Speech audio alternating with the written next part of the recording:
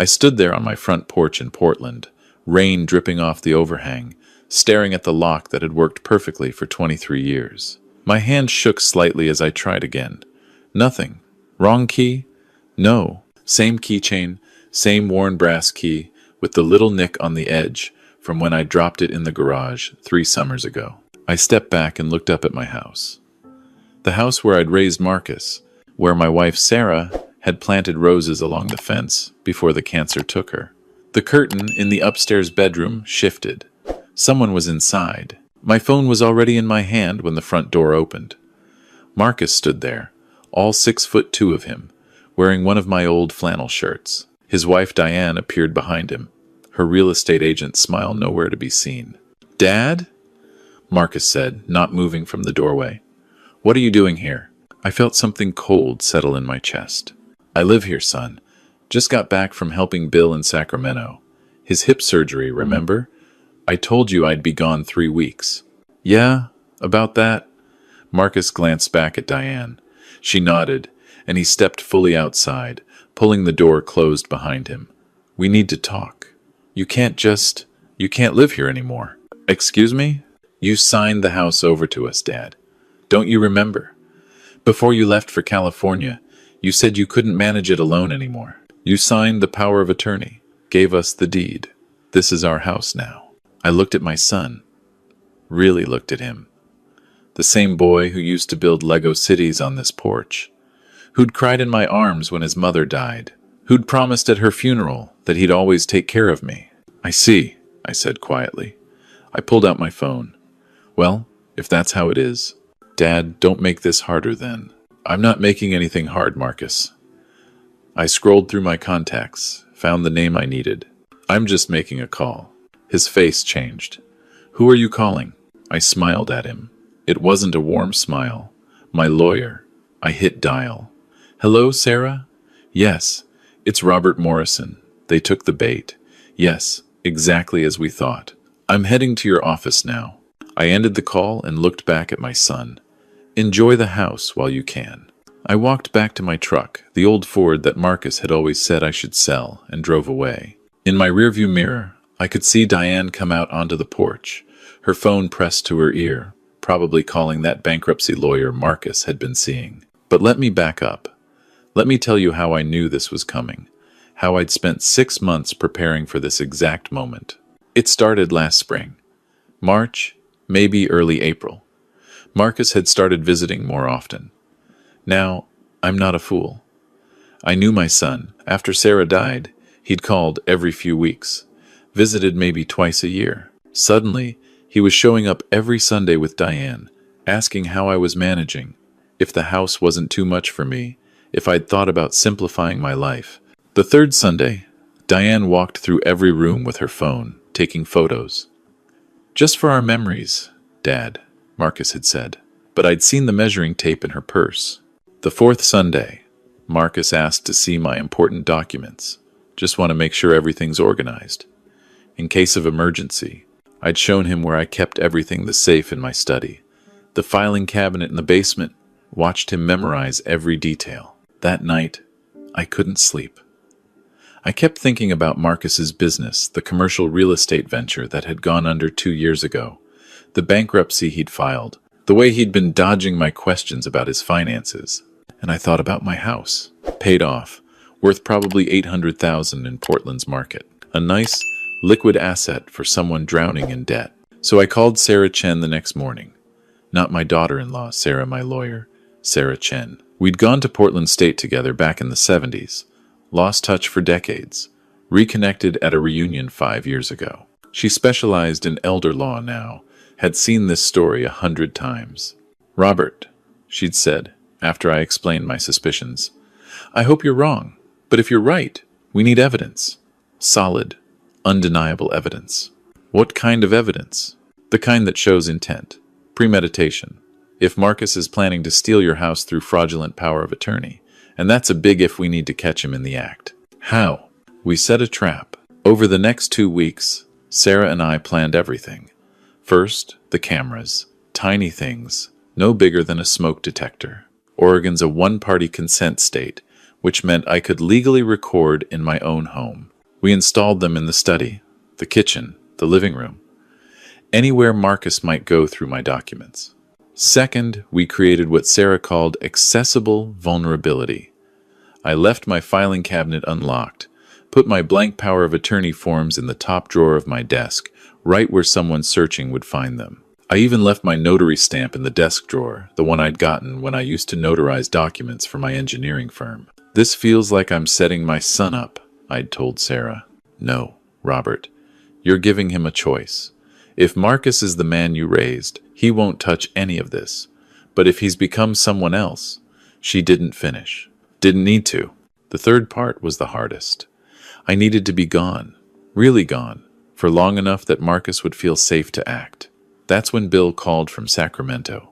Old Bill Norton, my college roommate, the man who'd been best man at my wedding. His hip replacement surgery was scheduled for May, and he needed someone to help him recover. 3 weeks at his place. Sarah, I'd said, I've got my reason to leave. I made sure Marcus knew about the trip. Told him at Sunday dinner, casual as anything. Bill needs help after his surgery. I'll be gone 3 weeks, maybe 4. You two have a key if you need anything. I watched Marcus's eyes, saw the quick glance at Diane, the little nod she gave, and I knew, God help me, I knew Sarah Chen had been right. I left for Sacramento on a Tuesday. By Wednesday evening, my cameras caught Marcus letting himself into my house. He went straight to the study. The footage was crystal clear, Marcus rifling through my desk, finding the power of attorney forms, holding them up to the light like he was checking for watermarks. Thursday, he came back with a notary, some guy named Jeff who worked at a UPS store. The camera in my study recorded everything. So, Mr. Morrison already signed these? Jeff asked, looking at the documents Marcus handed him. Yeah. My dad signed them this morning before I drove him to the airport, Marcus said, smooth as silk. He's going to care facility in Arizona. Dementia's getting worse. He wanted to make sure I could handle his affairs. Jeff notarized the documents, stamped them, signed them, a felony, right there on my camera, if he'd knowingly notarized a fraudulent signature. But I don't think Jeff knew. Marcus was convincing. Friday, Marcus and Diane came back with a locksmith, changed every lock in the house. The footage showed Diane walking through the rooms again, this time with a clipboard, writing down everything valuable. My wife's china, the grandfather clock, my collection of vintage engineering manuals. The following Monday, Marcus filed the power of attorney with the county. By Wednesday, he transferred the deed to himself. Just like that, on paper, my house became his house. I watched all of this from Sacramento, on my laptop, the camera footage uploading to a secure cloud drive. Every video, every document, time-stamped and saved. Sarah reviewed everything. This is ironclad, Robert, she said over the phone. Fraud, forgery, elder abuse. But we need to wait. Let him go further. The more he does, the stronger our case. How much further? Does he have any debts? Any reason he might try to sell? I thought about the bankruptcy, the business failure. Yes. Then we wait for that. If he tries to sell your house, that's intent to permanently deprive. That's when we hit him with everything. So, I waited. Stayed in Sacramento with Bill, even though his daughter came after 2 weeks and he didn't really need me. I watched through my cameras as Marcus and Diane brought in contractors, painters, new appliances for the kitchen. They were staging the house. I watched them box up my belongings. Diane labeled everything. Donate, storage, sell. My wife's wedding dress went into a box marked donate. The photo albums from Marcus's childhood went to storage. My engineering books, first editions, some of them, irreplaceable, went onto eBay. $5 each. That hurt worse than the house theft, somehow. Watching my life get sorted into cardboard boxes by my own son. By week 3, Marcus listed the house. I saw it on Zillow from my laptop. Stunning Portland craftsman, updated throughout, $850,000. The photos showed my house, my home, scrubbed of every trace of me. They'd even painted over the growth chart in the kitchen door frame, the one where Sarah had marked Marcus's height every birthday from age 5 to 18. The listing description said, motivated seller. The price dropped to $825,000 after 4 days. That's when I called Sarah Chen. He's trying to sell. What do we do? We file. Tomorrow. I'll have the paperwork ready. But Robert, once we do this, there's no going back. Your relationship with Marcus is already gone, Sarah. He killed it the moment he forged those documents. Okay, come home. Let's end this. The drive back from Sacramento took 9 hours. I went straight to Sarah's office in downtown Portland, a brick building near the courthouse. She had everything ready, police reports, civil complaints, stacks of evidence. The videos, the forged documents, the deed transfer records, everything. We're filing criminal charges, fraud, forgery, elder abuse, and a civil suit for the house and damages, Sarah explained. The DA's office is already interested. Elder fraud is a hot-button issue right now. What happens to Marcus? Depends on the DA. Could be prison time. Definitely probation, restitution. And Robert, he'll lose everything he tried to gain from this. I signed the papers. All of them. My hand was steadier than I expected. The sheriffs arrived at my house, Marcus's house, as the deed claimed the next afternoon. I wasn't there. Didn't want to see his face. But Sarah called me afterward. He denied everything at first, she said. Claimed you'd really given him power of attorney, that you were incompetent. Then we showed him the video of the notary visit. That shut him up fast. And Diane? Lawyered up immediately. Smart woman. She's claiming she thought the power of attorney was legitimate. Was she charged? Conspiracy to commit fraud. She knew, Robert. She orchestrated half of this. The preliminary hearing was 3 weeks later. I had to be there. Had to face Marcus across a courtroom. He looked terrible, 20 pounds thinner. His expensive haircut grown out, wearing a cheap suit probably borrowed from that bankruptcy lawyer. Our eyes met once. Just once. He looked away first. The prosecutor laid it out, piece by piece. The videos played on a screen for the judge. Marcus going through my desk. Marcus with the notary. Marcus and Diane changing the locks, boxing up my life, staging the house for sale. The forged power of attorney documents, blown up poster size, with analysis from a handwriting expert showing it wasn't my signature. Marcus's lawyer tried, argued that I'd given verbal permission, that there'd been a misunderstanding, that Marcus genuinely believed he was acting in my best interest. But then they played the video from the notary visit, where Marcus explicitly said I was in Arizona with dementia. At that time, the prosecutor said, Mr. Robert Morrison was in Sacramento, California, completely lucid, helping a friend recover from surgery. Phone records, credit card receipts, and testimony from William Norton all confirm this. The defendant knew his father's exact location and condition. This statement to the notary was a deliberate lie to facilitate fraud. The judge wasn't sympathetic. I'm seeing a pattern of predatory behavior targeting a vulnerable adult. The defendant clearly planned this, executed it during his father's absence, and intended to permanently deprive Mr. Morrison of his property. Bail is set at $50,000, and the defendant is ordered to have no contact with the victim. Victim, that's what I was now. A victim of my own son. Marcus made bail.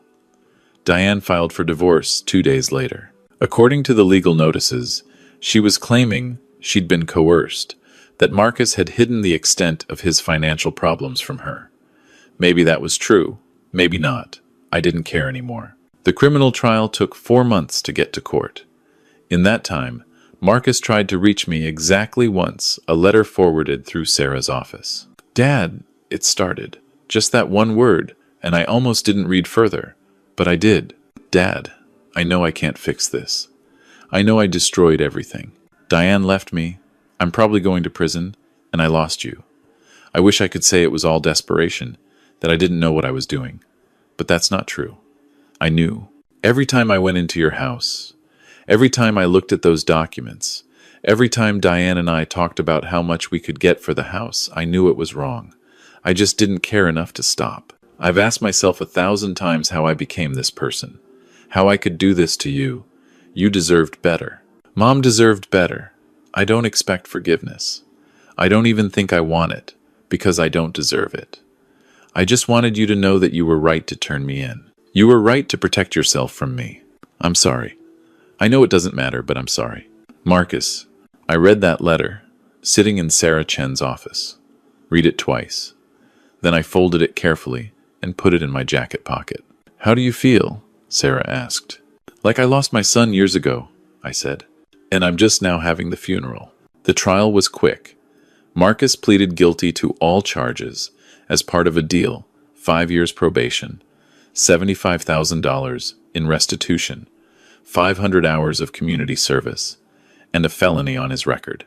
No prison time, which the prosecutor said was because of his clean record and his cooperation. I didn't go to the sentencing. Sarah represented me, read my victim impact statement. I'd written it late one night. Sitting in my hotel room, I couldn't stay in the house yet. Couldn't face the empty spaces where my wife's china used to be. My son didn't just try to steal my house, the statement read. He tried to erase me. Every photo, every memory, every piece of my life with his mother. He boxed it up or sold it. He told strangers I had dementia when my mind is as sharp as ever. He made me afraid to trust anyone, including my own family. The house can be returned. The belongings can be replaced, but the trust, the love, that's gone, and that's the real theft. The judge sentenced Marcus exactly as the plea deal specified. Then she added something, looking directly at Marcus. Mr. Morrison, you had every advantage. A father who loved you, a home, an education. You chose greed over family. That's not a mistake. That's a character failure. I hope these 5 years of probation teach you something your father clearly couldn't, that some things are more valuable than money. After the sentencing, Sarah handled the property transfer. The house went back into my name. Marcus was ordered to return anything of mine that hadn't been sold, the photos, the albums, my wife's wedding dress. What he'd already sold on eBay or donated, he had to account for in his restitution payments. It took 6 weeks to get everything sorted. 6 weeks before I could go home. I drove up to the house on a Tuesday morning, almost 6 months to the day after I'd stood on that porch with a key that wouldn't turn.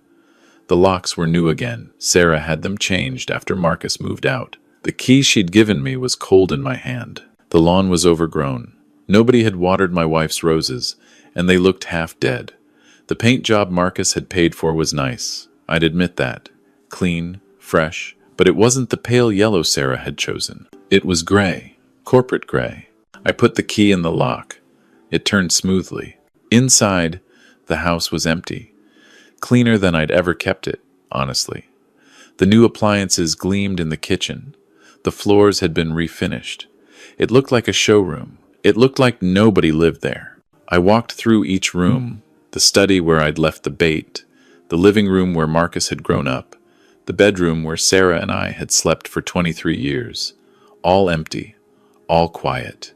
In the kitchen, I found the door frame, the one with the growth chart. They'd painted over it, but if I looked closely, I could still see the indentations in the wood where Sarah's pen had pressed too hard.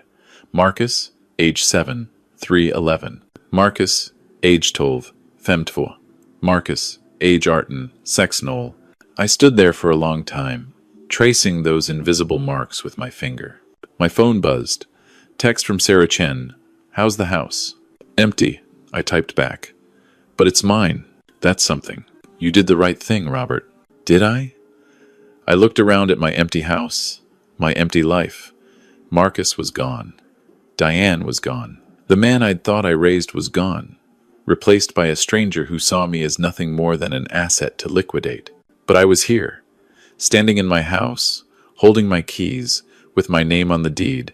I'd protected myself. I'd used the law, used my own planning and foresight, and I'd won. So why did it feel so much like losing? I walked upstairs to the bedroom, looked out the window at the street, saw a young family walking past, father, mother, 2 kids. The father was carrying the littlest one on his shoulders, and the kid was laughing, pulling his dad's hair. That was supposed to be me and Marcus. That was supposed to be forever, but it wasn't. And maybe it never really had been. Maybe Marcus had always been this person, and I'd just been too close to see it. Or maybe the business failure, the bankruptcy, the desperation, maybe that changed him into someone new, someone I didn't know. I'd spent 6 months setting a trap for my own son. 6 months hoping I was wrong, that he'd see those documents and walk away, prove that he was better than my worst fears. But he wasn't. He'd walked right into the trap, and I'd watched him do it, and I'd let him, because I needed the evidence. Was that love, or was that revenge? I didn't know anymore. What I knew was this. I was 65 years old, standing alone in an empty house, and the only family I had left was in my memories. Sarah, dead 3 years. Marcus, dead to me by his own choices.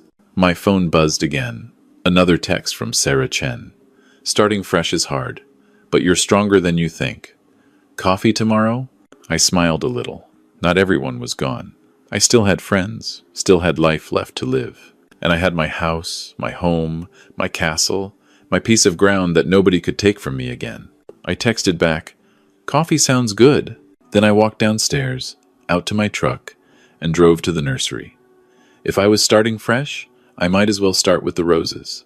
Sarah, my wife would have wanted that. New roses, new beginning, same earth. The key worked now. The house was mine. And maybe, someday, that would be enough. But standing there in the garden center, picking out rose bushes with names like Peace and New Dawn, I felt something shift inside me. Not healing, not yet. But maybe the beginning of it.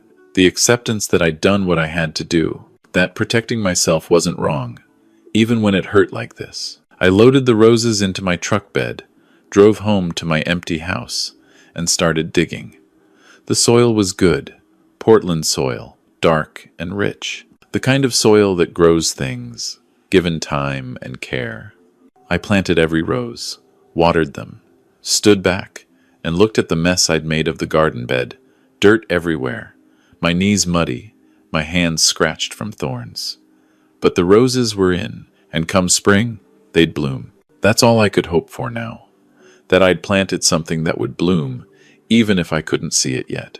That this empty house would fill again, somehow, with something besides echoes and ghosts. I was alive. I was here. I'd survived my own son's betrayal and come out the other side.